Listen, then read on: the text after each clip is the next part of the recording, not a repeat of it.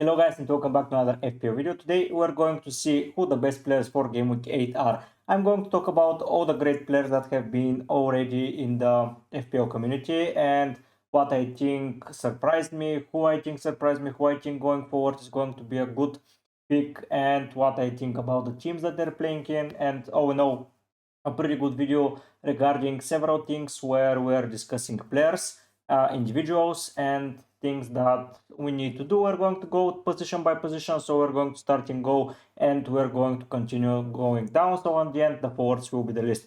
Have in mind that those will be considered transfer targets, and have in mind that those players really surprised me, and some of them didn't. Because I expected them, but they still did amazingly well. So now let's dive in and see what the teams and the players are going to get. So from the goalkeeper's position, I don't like expensive goalkeepers, but here I was quite surprised with the form Araya was in. In the first four fixtures, he received 6 bonus points, which is quite surprising for me as I wasn't expecting that at all.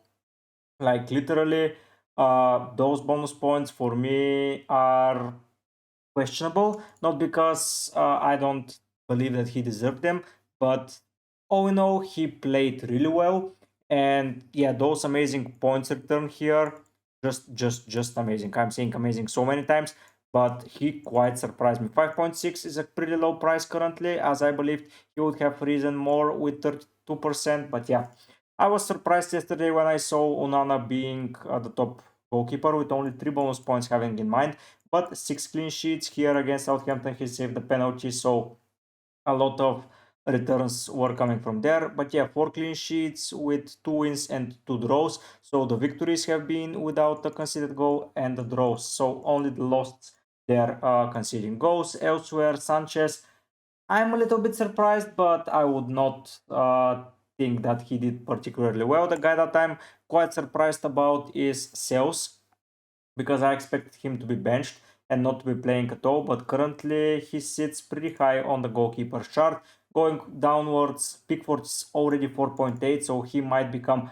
a really solid shout out going forward, especially game week 8, game week 9, game week 10. Those are some brilliant fixtures, and especially after game week 19 is the run where I'll be looking to target him. Elsewhere, Henderson, even though he had a bad start, if you compare it to some other keepers like Ederson, like Vicario, like Emi Martinez, and Leno, who were rumored to have a pretty good season, and even Flecken, he sits on 21 points. So even though he had a poor performance and kept only one clean sheet so far, he is doing relatively well. Nothing too amazing, and compared to the other 4.5 keepers, it's only Sanchez, but with those two massive performances here, 25 points in 2 games, and Sales, that is another keeper that had the points spread out. He's doing particularly well. Flecken is low, Muric is higher than expected in my opinion, Ramsdale is low, a lot of keepers there. So the guys that I'm most surprised by are Onana, Raya, and Sales. Pickford surprised that he's that low, and Henderson, he is top 8, which is, let's say, not that bad. Going further into defense, here we'll have more mentions because I was surprised by a lot of defenders. So first of all, let's get the top players out of the picture. Trent, for that price, is he paying off? I don't know. 7.1 though, with 5 clean sheets so far, if I'm not mistaken. No, 4. No, 5 clean sheets. Yeah, in 7 weeks, 5 clean sheets. He did pretty well.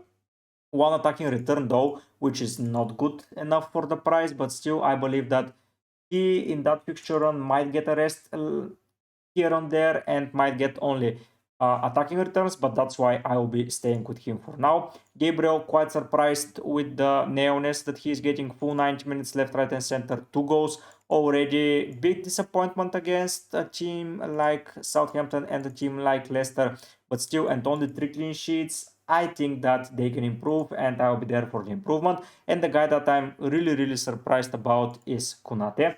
He didn't start the season and I was not expecting him to start the season, but now he already scored a goal, made an assist, and is having pretty good numbers compared to Virgil. Virgil has 0 returns, but some bonus points returned here and there, while Konate has only 1. So clean sheet in the first game, and the bonus points is almost nullifying the attacking returns from Gw8, but still a really solid player. Though I am not excited by his form. Justin is a surprising pick. Clean sheet, assist, 2 goals. Like, he had 3 attacking returns in the last 2 fixtures. I'm not saying that Justin is going to be an amazing player, but for sure he is surprising me, and his expected goal involvement is so low, and still he got 3 returns. So yeah, Justin, a big surprise there. Robertson, no. Romero, no. Porro is surprising me but not for the good reasons. Only 1 return, a goal in the first game, attacking 1, and clean sheets have been 2, to be fair, but 26 points, I was expecting way more. We're getting into the hidden gems territory. For me, Collins already with 4 attacking returns. 4 attacking returns from a center back. 4.5, I don't know how his price is so low. If I was going for a Brentford defender, Collins would be my number 1 pick. I know that he's saying only 25 points, but that's without a clean sheet. Do you understand how massive it is to have 25 points for a center back who has received only 1 bonus point so far and having 4 attacking returns? That guy is involved in a lot of things, and I believe clean sheets will come sooner rather than later. So Everton, Leicester, a good 4.5 rotation player. Next up, a guy that surprised me a lot is Robinson. 1 clean sheet against Forest, pretty well performing there. 2 assists. I was expecting a good performance from him, but got better and better with each week. Almost got an assist. Yeah, the attacking returns 2 over 2.7, 0.7 expected. So yeah, I'm quite surprised by him. Going down, Van den Ven is surprising me with the assists that he's making. Those runs directly there face against teams that are doing a low block. This guy is amazing, and starting from game week 12 onwards, he can be, even from 11, he can be put into some scenarios and be rotated there. I know Spurs defense is questionable, but still.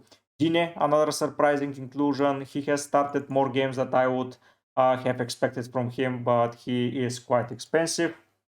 Eina, another surprising pick. I was expecting him to be left out of the side when Moreno joined in, but he just got moved to the right back position. He's not that good on the right back spot, but 2 clean sheets already with 2 massive performances in the clean sheets runs. Even though they got victories, he got 5 bonus points. So if they win a game, he is involved in the bonus, which is good. 8 Nuri, a guy that conceded 20 goals. It's on 22 points with 4 attacking returns. So Collins and 8 Nuri with so high attacking returns. Lewis is a guy that I did not expect to play so many minutes. Yeah, against Arsenal he was benched, but honestly against Wolves, Southampton, and Bournemouth, and then Brighton, I expect him to play, as he will need to help with the breaking down of the low points. So Lewis is a guy that I am pretty surprised about, and I like. Elsewhere, Leif Davis. I was expecting some more returns from him, like he got 1.7 expected returns and only 1 goal, but that's due to the bad performance of the players up front. And if we go down, I don't think that we're going to get into the good numbers, but still fires a clean sheet at it, here a goal scored, so he's having some returns left, right and center, and for a 4.1 player he's doing pretty well. Elsewhere, I'm not too overly excited by any other defender. Harwood Bellis, I believe, has 1 goal already, but still not a guy for my liking.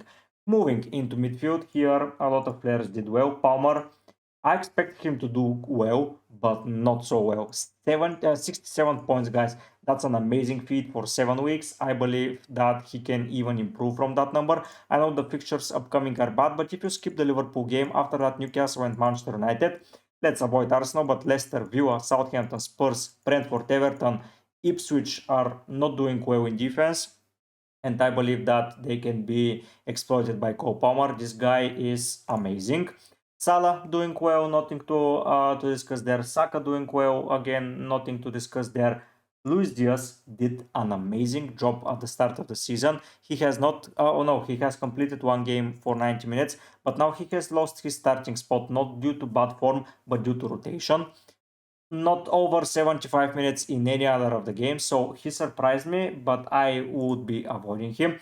And Mbumo, the game-breaking player, 54 points from a 7 million for midfielder. He's now 7.5 expectedly. I was so pissed when Tony left after the deadline. Like if Tony was leaving before that and Boom was in my team, 1,000,000%, pretty good performance by him. McNeil is a guy that surprises me a lot, 5.7, and he already got 5 attacking returns. That's a pretty good return ratio, and those returns came in 3 games only, but still, if you got him for a cheap player, this guy is doing well. Madison, 39 points. He has been returning 5 returns already with 5 expected, so he is doing that with those great numbers. So I believe that he is a good option, and he is good on the bonus as well. Whenever he scores, he is reaching the top bonus, so that's good. Uh, Barnes did alright. Kovacic is doing particularly well, but you must have him for those holes, and you have to play lottery with him, so I'm not too overly excited there. Bowen is playing really well, only 5 returns for him as well, but in a struggling side with only 2 victories, so with 8 points, he's doing that good of a job.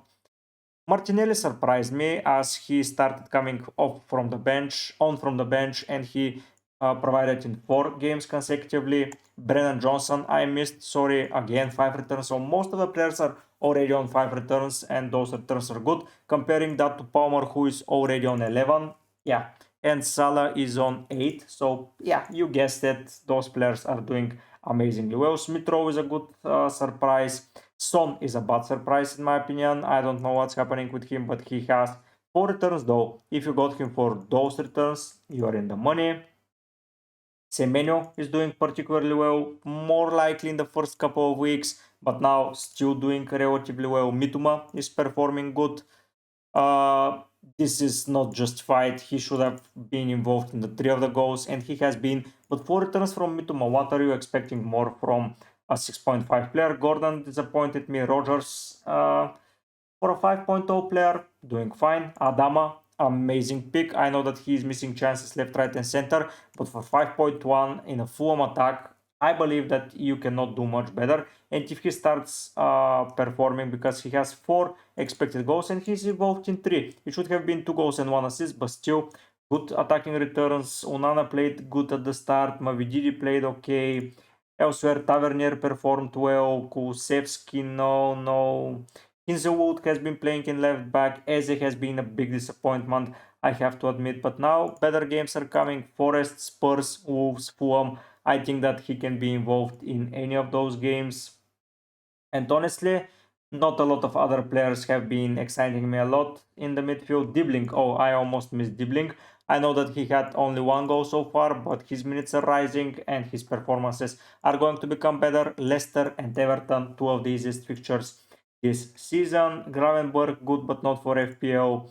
Elsewhere, I'm disappointed a lot by Smodic. I expect him to be the big deal, especially after doing that performance in game week 2, but he just dropped off from the face of earth. And elsewhere, not too overly excited by anyone else. And finally, the forwards here, I am surprised by a lot of players. Haaland has not surprised me. Jackson though has 42 points, and he has been involved in 7 attacking returns. Chelsea have been scoring goals for fun. I think goal scored it's only for him, but yeah, they're in a lot of goal scoring games, and Jackson has been involved. 7 returns if you got Palmer for his 11. That's amazing. Watkins not overly good with his performance. Welbeck with 5 returns. This guy has been playing really well. Havertz with 5 returns as well. Really solid option as well. Chris Wood again with 4 returns. On penalties, this guy is the better option between him and Muniz. Obviously, he has been scoring in between in every other game, so I expect him to score against Leicester. 10 bonus points, that's quite a lot. Rowe has been the biggest surprise so far for me.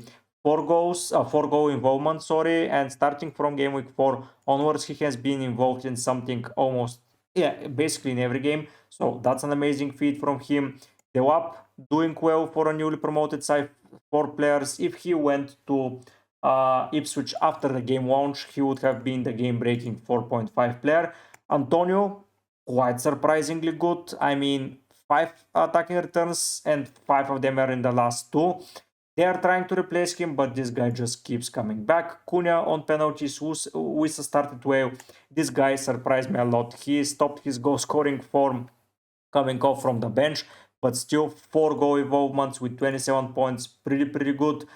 Swanke, not so overly excited. So yeah, those are the players that caught my eye. I hope you agree. Most of them are good options. I would advise you, most probably, unless you're bringing a Manchester City player or someone in defense, I would avoid making any transfers. Maybe Mbumo if you haven't got him already, and maybe Palmer if you're looking for a transfer instead of Salah or someone else. But in my opinion, after game week 9, it's going to be good. After game week 8, sorry, it's going to be good to bring in Palmer. Even though they face Newcastle and Manchester United, I think this guy is fixture proofed, and I think that Maresca is going to cook something special with him. Let's see how he plays against a bigger side just like Liverpool. I'm not going to bet against Liverpool and put Palmer in, but maybe after that, most probably Saka is gone and I'm going to go for Palmer. We're going to see what are we going to do with the rest of the team, but for now I think we're in a good position.